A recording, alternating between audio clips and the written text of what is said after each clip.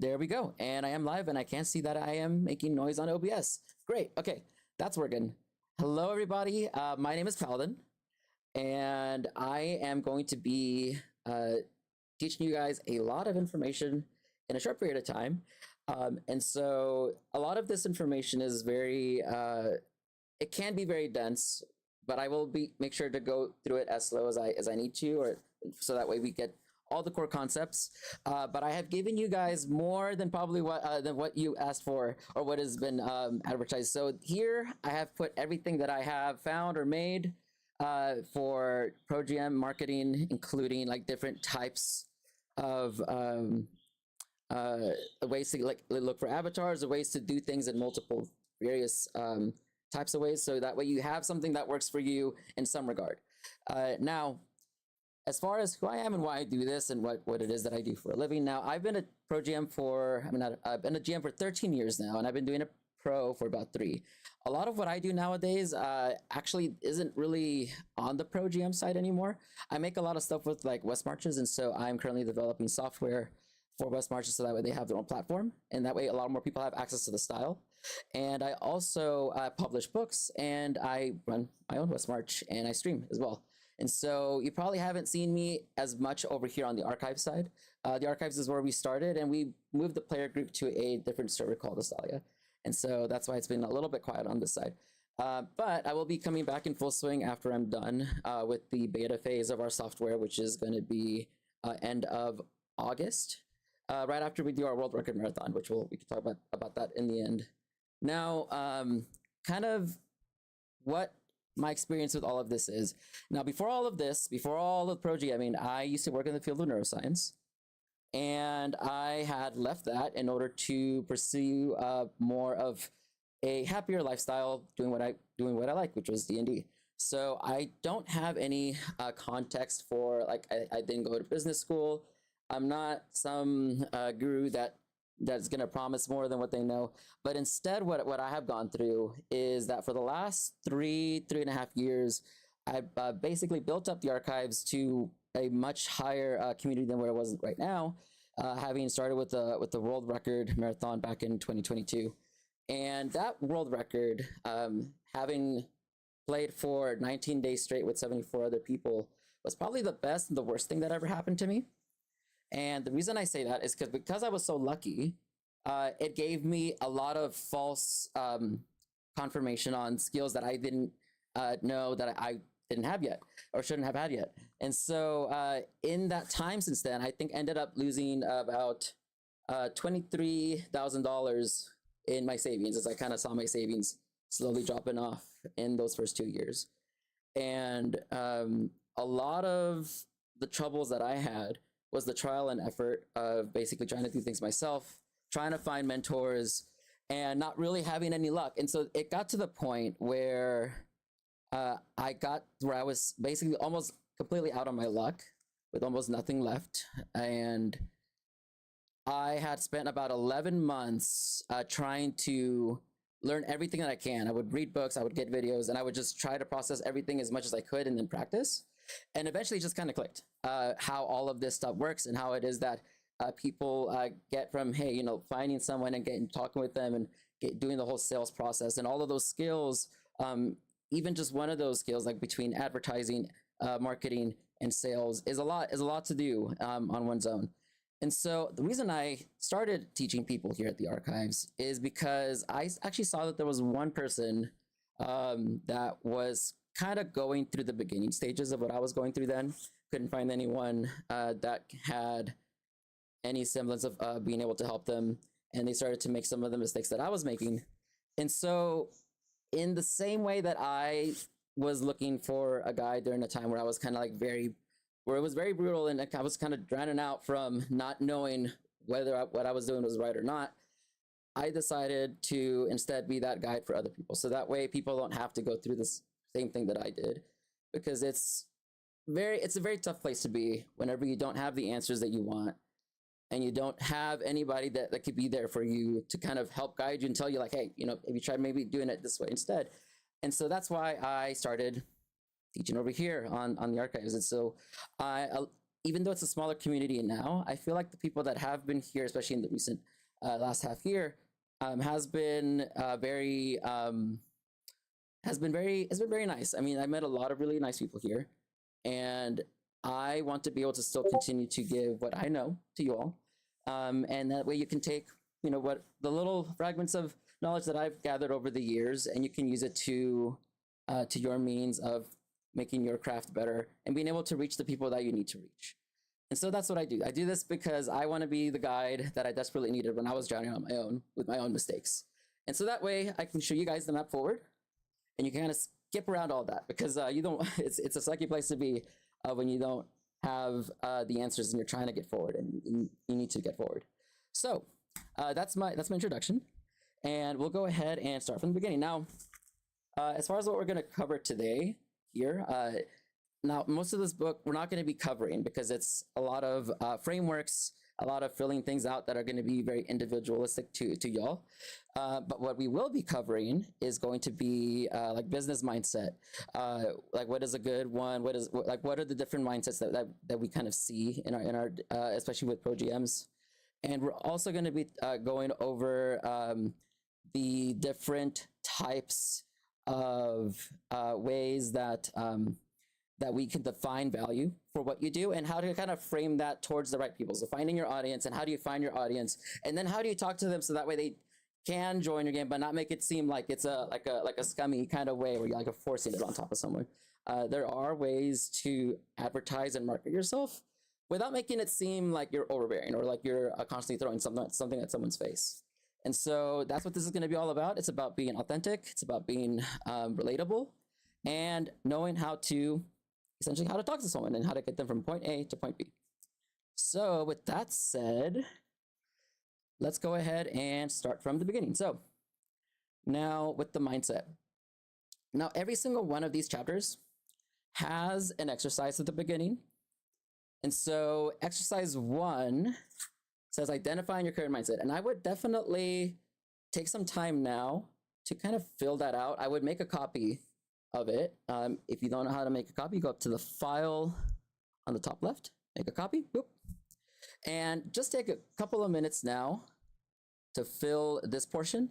So that way you can compare your answers to what is down the line, and then see how close your knowledge. And if you don't know what some of the answers are, that's completely okay. That's what we're here for.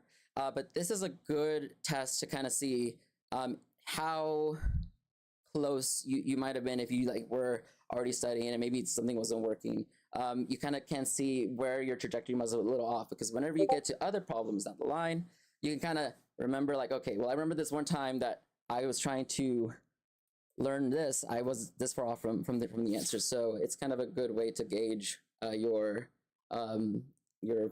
accuracy with certain problems. So we'll give people like 6 minutes to fill those out, as I talk a lot about mindset. So current mindset.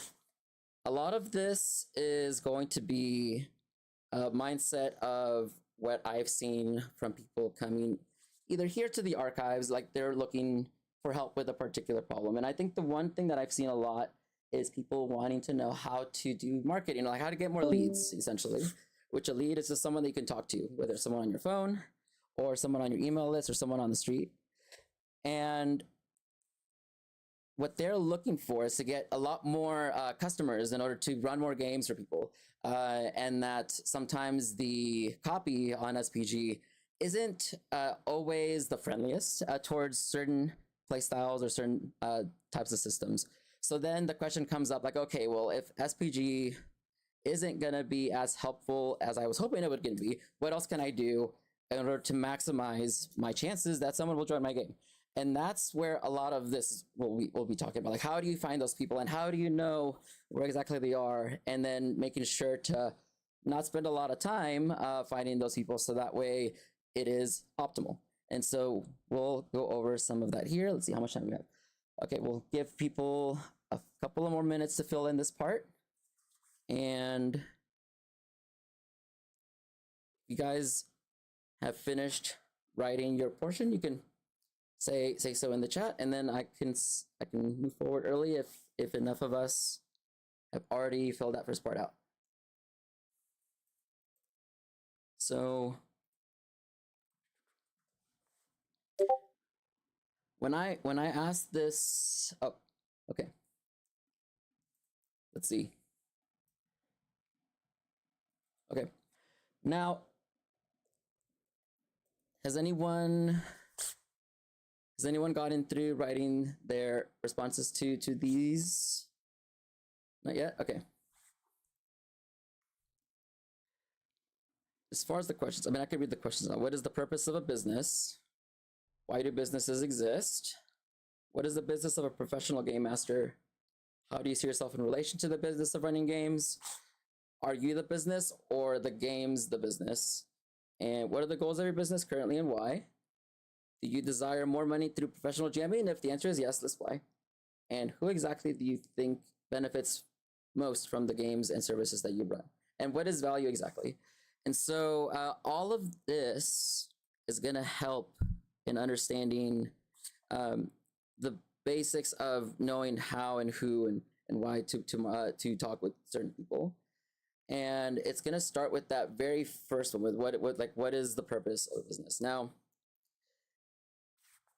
as far as that goes, what do you guys think the answer would be without scrolling down? If you had already scrolled down, please don't say anything. But what do you guys think the purpose of a business is? Just type it in chat, whatever you think it might be. And then, okay, make money. Yeah, businesses make money. Good job. Good job, Luke. Does anyone else have any other input in my mind? Okay, generate profit to probably provide a good or service to customers. Yep. To provide a goods and or services to a population, provide a need or a want. Yeah. To enable a mechanism for people to give, value, and receive. So I think that all of those are correct. I think if you were to go up to anyone in the street, it probably would say something like money, to make a profit, to grow bigger, to make a product. And I think that all of those are extremely correct. And the answers in and of themselves are not wrong at all, but they are missing a little bit of a crucial point. And this is something that took me a bit of time to realize, is that in the same way that money is like oxygen for a business and it's needed to survive, but why is it that the business exists? And so really what it comes down to is that the purpose of a business is that it's there to fix problems. It is there to fix the problem of the other person that they're meant to be serving. And so they're not focused on themselves, but they're focused instead on the other person and trying to give them the best possible service or product for what they are helping them for. And so if we kind of think about it, if you've ever been around someone who really, really needs something from you, and they're trying to do it for themselves and not necessarily for you, you probably didn't feel very comfortable around that person. And I think these are the people that are like trying to get something, like because they're desperate, or they're trying to get a means to an end, trying to get a quota. And so this is kind of where some of the there's a little bit of a overlap between what we want and what we're trying to provide. And that is that the mindset is that the business mindset is that it's a business trying to provide something to someone else, and it's doing it for them and just for them, not for themselves. Although they do get money out of it. But from the GM side, especially as we're all basically starting to do this as professionals in a business, with most of us probably not having any business experience before, I think it's natural to say that, you know, we need money to survive, and I just want to not be poor. I just want to eat, right? I just want to be able to go home and have a sustainable living. And so there is something, there's a mismatch there whenever the approach is given from the I need this for me, as opposed to I'm doing this for them. And that's where there's a little bit of conflict. And so I realized that in the more that I tried to chase for me getting a goal of money, that I was actually chasing for the wrong thing, because I was chasing for something for myself as opposed to for me trying to chase for something for someone else. And so the mindset shift for me was that whatever the goal, it was never about the money. and it should never it should never have been about the money, but rather my goal was whatever it is that I'm trying to help that individual with, that is what I want. I want to get the best possible result for that person and what they're going through, whether it's pro-GMing, learning marketing. And when my focus is around them and their problems, then I'm able to think about things in a lot better perspective than if I was only thinking about myself. I hear myself, I think. Yep, we're good. Now, whenever I have approached people with this different mindset, I did find that people did trust me a lot more. They know that I genuinely am trying to do the best that I can to give them what they can, and I think that a lot of that, especially lately, has been things like I do things on Notion. I think I've given people a lot of training on Notion. I think Avix is great at Notion. Avix, I think you're here, right? Yep, there you are. And there's a big difference whenever it's not just when it's not a need, and it's like you want the other person, and it is like you're cheering with them. And yes, there's a little bit of income that comes my way, but I do also want to help that person too. And now, where that kind of overlaps with the pro GM side is that on the pro GM side, well, there's different types of businesses. There's some that are needed, and there's some that are maybe a little bit more luxury, like we need food and water. But on the pro GM side, it is a luxury service where we are providing entertainment and giving an experience to people for what we do. And that in of itself is where there sometimes tends to be a little bit of a that it's not, the alignment isn't there entirely from the GM side, and it's trying to find out like, I've seen a lot of professional gyms that just can't quite get it to match up, and it's just a little bit of a switch where they have to go from what they're doing now to knowing like what it is that they are providing to then be able to provide that better. And a lot of that kind of comes from a bit of self-blindness to some extent. Now, to explain what I mean, there is a value that everyone does provide when running their games, and everyone provides something a little bit different from the others. And so, like for me, I run games that are a little bit more whimsical, and so that's going to have a very different feel than some of the other GMs that run whimsical games. But I have my own whimsical games that I publish myself, so that's a little bit of a different value scale there. We'll talk a lot more about value later on, but just kind of explain a little bit what it is. So now, how the mindset shift with thinking about other people applies to marketing in the sense, whenever I approach thinking about, okay, well, how am I going to market myself to find players? My content isn't thinking about me trying to look smart or me trying to look fun. It's me thinking, okay, well, how can I make it so that way other people are having fun, so that I'm giving people the best experience that they're having, not trying to make me look up on a pedestal. And as far as like sales, like, instead of saying, how can I make it so that way they buy it, to be like, okay, well, how can I make this so that way this fits a solution to the problem they're looking for? It's a different mindset, right? So it's like me versus the product development. Like instead of saying, what can I sell? It becomes more of a, well, what do I know that overlaps with problems that other people have? So like if I know that people, of course, have a lot of problems with marketing, then I'm like, well, do I know enough marketing to teach that at this point? And probably so. Now, I can keep going on, is that there is a little bit of a fundamental difference in that little switch of like thinking about how it is that you are thinking about people and how you're marketing towards them, and also how you are viewing the interactions that you're having with them as well. And that does kind of come from a mindset of like how you view and believe you are seen and think that you should interact with those people.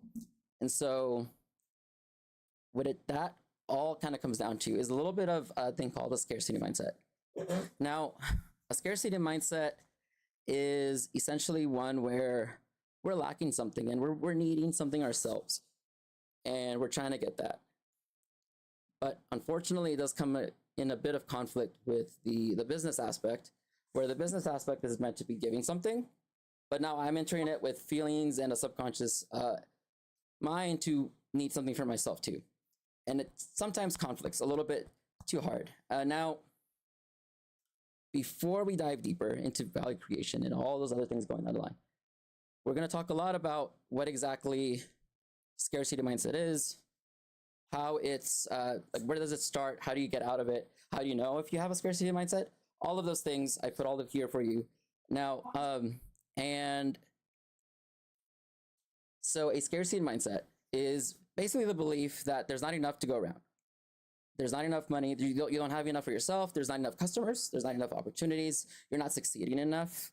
You're feeling this pressure that you need something, and that is pushing you towards the stimulus of keeping to looking forward to keep trying to edit your SPG lists so they look better. And so whenever operating in a form of scarcity, there's a belief that your time is limited. There's only a finite amount of things. There's only so much you could do until there's an or else, essentially, at the end of that. And there's an urgency that kind of gets put into the mind because of it.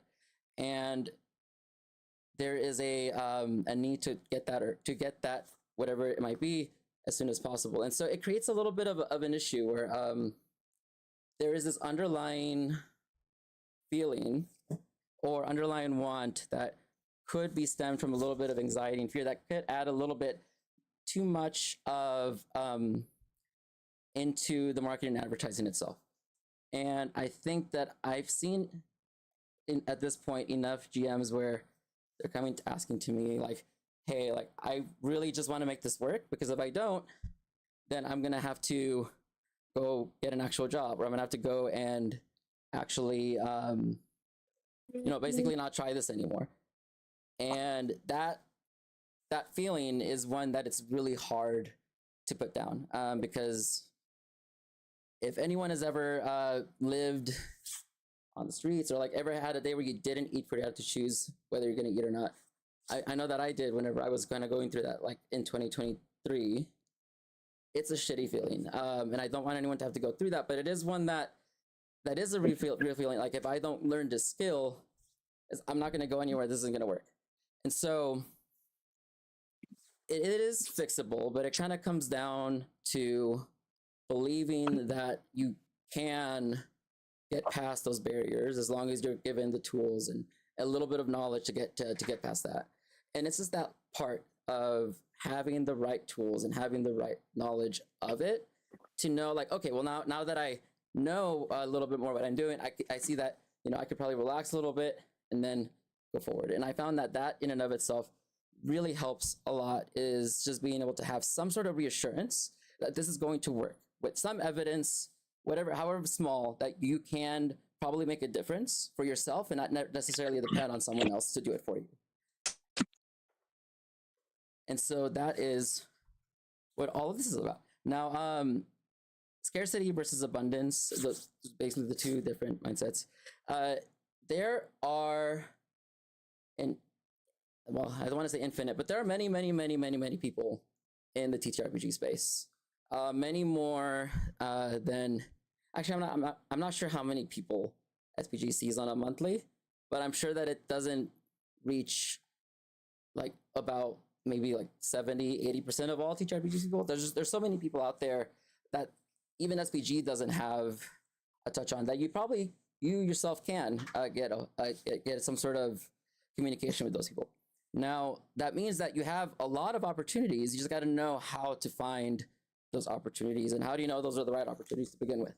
And so there is this difference of like, okay, I either have no one to talk with because I just not sure how to start with, versus, okay, well, at least now I know that there are a lot of people that I could speak with, but how do I get to that point?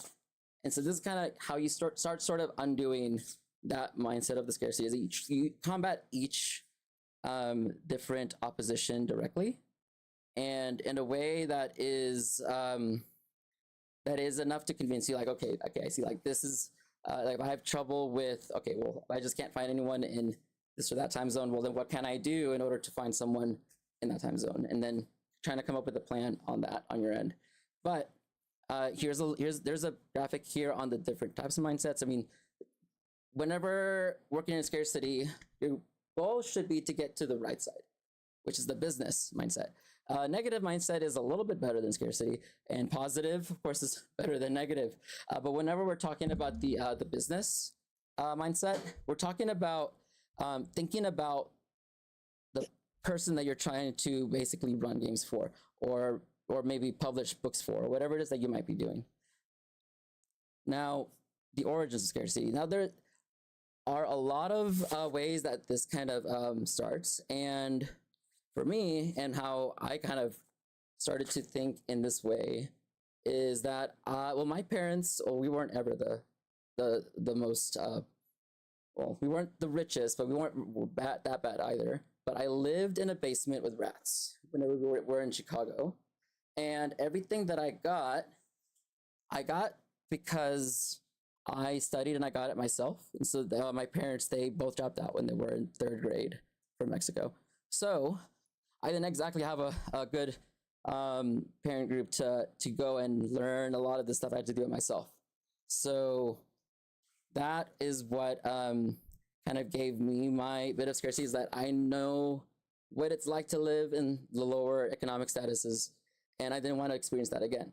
And so that's where a lot of this kind of tends to come from. It's like experiences that we all have, whether it's fear, something we had before, something we don't want to go back to. Maybe it's some sort of cultural thing that's going on in our lives, or maybe it's just survival needs that we have that tend to push this this feeling on us. And I think that one of the worst feelings that I've ever had is kind of giving in to the fear that it's not going to work, and then being in a state of suffering while also trying to learn at the same time. And now I don't think that most people would get to that point, but even having anxiety over it, I mean, it's still some sort of negative feeling that someone is experiencing that doesn't feel good. And I think that knowing that this feeling is something that can be worked against to kind of give you a better amount of opportunity and time to then fix the problem with less stress.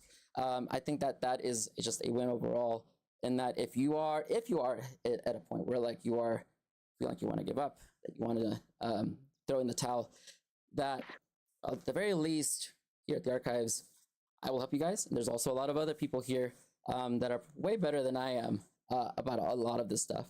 And so you aren't alone, and there are a ton of people that would be more than willing to help you and maybe even give you some resources on your way. So at the very least, you have a little bit of comfort that there's someone, hey, at least me, that will be here to kind of support you guys and what you might need. Great, okay, so let's continue on. Now, how does that manifest in business? So a lot of that's going to manifest in the way that you're talking, that there's like relationships with the customers, pricing behavior. Maybe it could be that you're lowering your prices, in which case you're kind of doing a race to the bottom. Once you kind of lower your prices, it's just a funnel that goes down to nothing. And then customer relationships, the transactions seem a little bit more like that, a transaction rather than a relationship. And there also could be, it's depending on the person, acts being a little too pushy, maybe seeming a little bit too desperate, reaching out constantly, trying to get a sale or something to go through. And so those things end up causing a self-fulfilling prophecy of having this not happen, because that is a very negative thing to the other person. But rather, if it's approached with a perspective of like, okay, I want this person to have an amazing time, and so I'm reaching out to them because I just want to know how I can give their player character the best experience that I can with the story that they give it. As opposed to like, hey, have you signed up on SPG? Why haven't you signed up on SPG? Can you sign up on SPG? And so two very different conversations. And I see that there's some questions in the chat. Let's see. Totally have players for whom the game is a core part of their wellness and self-care, not as much as a luxury. What kind of marketing do you think is the best effective for a pro GM? It depends on the person, but I will definitely go over the different frameworks of what you can use in order to market yourself and where to look. There are a bunch of resources on where you can look for specific types of people, depending on who it is that your games benefit the most. So I did put a lot of that there in for you. So good. Now, competitive perspective. Now, with the scarcity, how many people have heard something more along the lines of, oh, like, because that person is now doing this as well, now there's less players for me to also be able to run games for.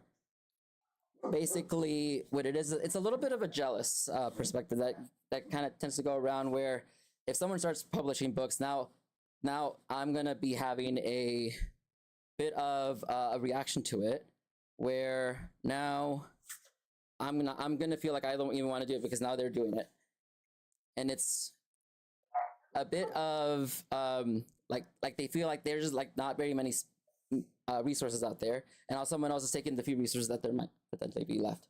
Just end. Sumo some game. There was some game. It's a very common fear in the actual play space with people starting out. Okay.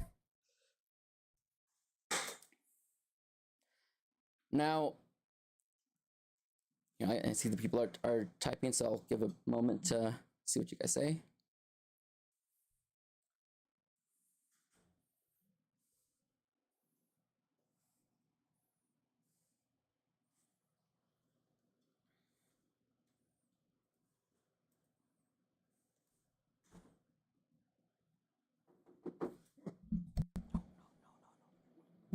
Dad.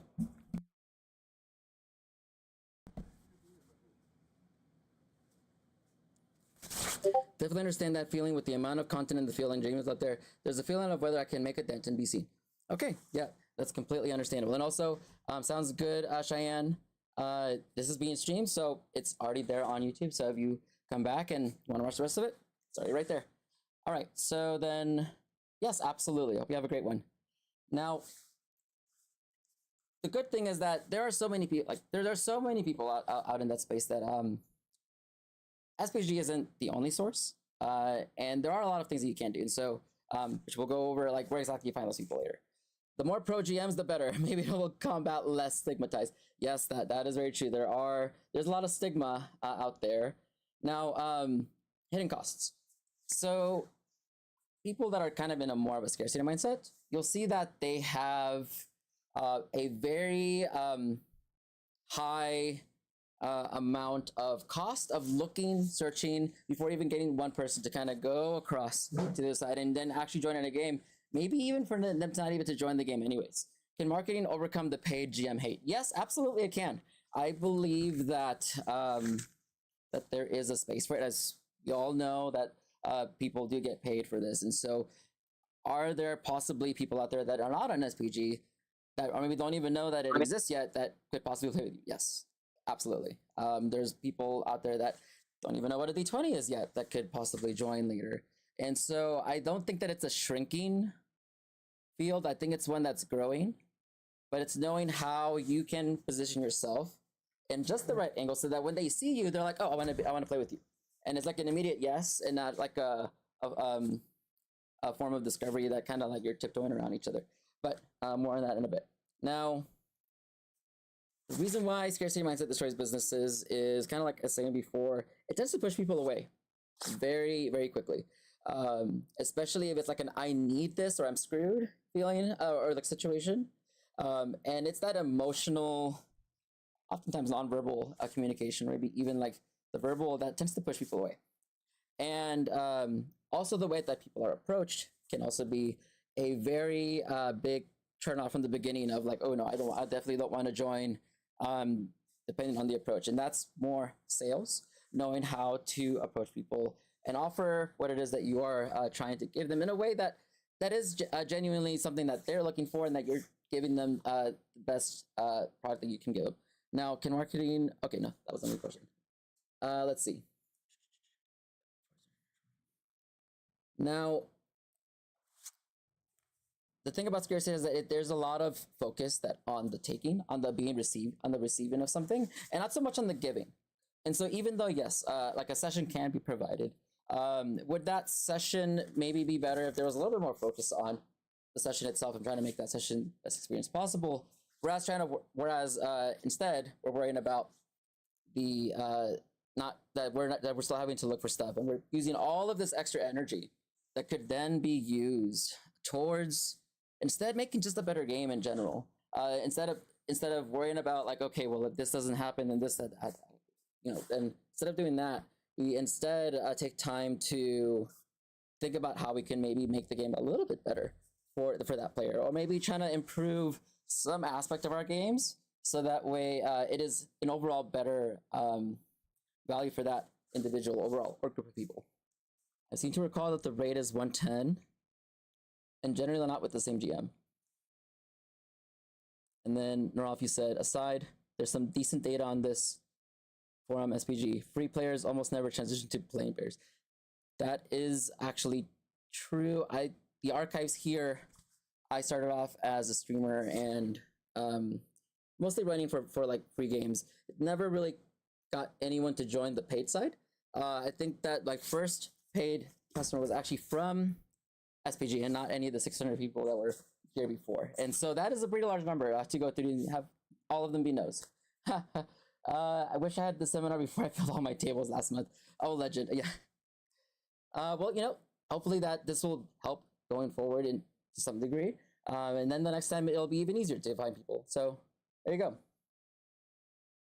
Universally good info. Awesome. Thank you. Now, as far as other things that scarcity mindset kind of prevents, whenever we are kind of in a more relaxed state and we're kind of thinking, like if we have all our needs met, we tend to think in a way to kind of make things easier. Like we maybe make systems in order to maybe find players a little bit better, or maybe we make something like making an entire document where you're talking about the value that you can give people and how much fun people have at your tables. Stuff like that are the things that will set apart different GMs. Being able to put that little trinket, that little extra thought on how it is that you provide your in your services in the games that you provide to give that player this intended experience and how to expect it from you. And so that part of it, the journey of them playing with you and getting to that part where they are experiencing the high fantasy or the let's say or the Strahd, the Strahd-like a game is something that is oftentimes it's very hard to put that up front in front of the right people. And unfortunately with SPG, it's kind of you're getting people that are going on the site looking for a game for the day and time that they want it. And if it's maybe not what they're kind of feeling, then it's kind of a hit or miss, right? And so they're not necessarily showing your games to the people that are gonna match who Strahd, yeah, like Rapinathic is I think sort of Strahd-like game. There's other settings that are very grimdark, is what I meant. But the one thing that SPG doesn't do is that they're not advertising for Paladin, like who I am as a person, right? They don't know who I am as a person. They're just advertising the game that I have put up on the listing, but nothing with like me and my personality or what it is that I exactly provide a value to that person. And so like for me, I have Astalia. And so in Astalia, it's like a place that's more for neurodivergent people that are more ADHD and like and autism. But I'm not exactly putting that on my SPG posting in and of itself. It probably would be a little bit unusual to kind of see something like that. Or maybe not. And now the things that I like provide a value to players kind of go beyond just the listing of the game itself. When is the next Astalia game? I'm not sure. I think it's this Thursday. Yeah, Thursday, tomorrow. Oh, sorry, 2 days from now. So now if we are, okay. Yeah, absolutely. Yeah, I believe tomorrow. Yep, okay. Welcome back. Now, if we are wondering, okay, how do I know whether or not I might be having some of these thoughts? Maybe some of this is hitting home for some individuals. Maybe a lot of this is not. And some warning signs would be things like, if you're constantly worrying or checking on something like, oh, did my Patreon finally get the thing today? How often are you checking to see if you're looking at your bank account? Are you feeling anxious about it? You know, are you like looking and checking in with players maybe a little bit more often than you normally might if you had, you know, if everything was going fine? That might be a warning sign that, like, okay, I'm not feeling good. And in me continuing to be in this state, it's actually going to make things worse. And it's going to continue to get worse. It is a cycle. And I wrote that cycle all the way down. It does not get better. It gets continuously worse until you're basically all by yourself and you're just kind of trapped in your own little spot. No one bothers you, which is where I wasn't able to talk with anyone except for maybe my closest friend. And I had to do a lot of learning to kind of like undo what it is that was going on with me in order to be in a better spot, to be able to give then to other people. And it's hard. It's hard to be able to put that aside.